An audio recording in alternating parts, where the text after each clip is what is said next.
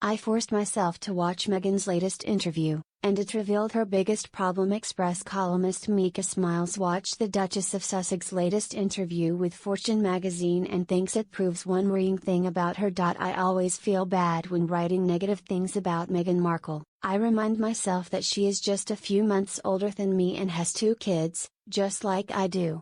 Perhaps we have more common ground than I think?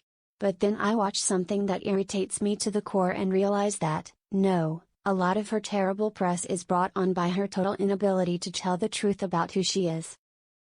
Because here in Britain we value truth tellers and call out bullshit, which is why Meghan's shtick has worn out so quickly.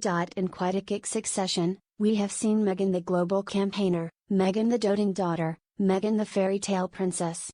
And, last week, we saw Meghan prancing around Washington, D.C. with a new role in her sights, Meghan the female founder. I would love to know what actual businesswomen thought about her squirm-inducing interview with Fortune magazine. It was clear to see that even the interviewer was a bit taken aback by Meg's rambling, which social media users blasted as similar to Kamala Harris' now infamous word salad. There are so many mortifying moments throughout the 20 long minutes. The first is when she's asked by the interviewer about moving to America. She replied, in a bizarre Californian lexicon, that 5 years ago, she and Harry were focused on nesting and healing, and creating community, to concentrate on anything else. Heal from what precisely? The public backlash after chucking the whole royal family under the bus? Then there is the awful way Thash tries to adopt what she thinks is female founder lingo using cringe corporate speak like SKUs, origin stories and hero products. But in reality, all people want to hear is the truth in plain English. She then explains that it was most people's assumption she'd go into fashion and beauty as that's what people associate with her. Humble much?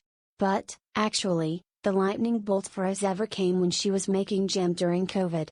I love the fact that anyone can have an idea and start a business from their very own kitchen. What Meghan fails to realize or acknowledge, however, is that there are millions of women who have started similar businesses, but they didn't have the backing of the world's biggest streaming platform to carry it. What would have been so much more refreshing is if she had walked out and said, "Do you know what? I'm a day-home in my kitchen, I've had a lot of help to develop a brand and now I'm doing my best to learn the business. I know there are countless women who aren't in the privileged position that I am."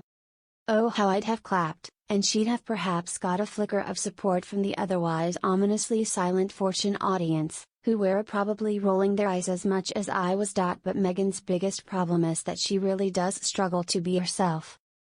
Meghan the CEO is just another character played poorly by the actress, and she'll ditch it as soon as she spots a better leading lady role.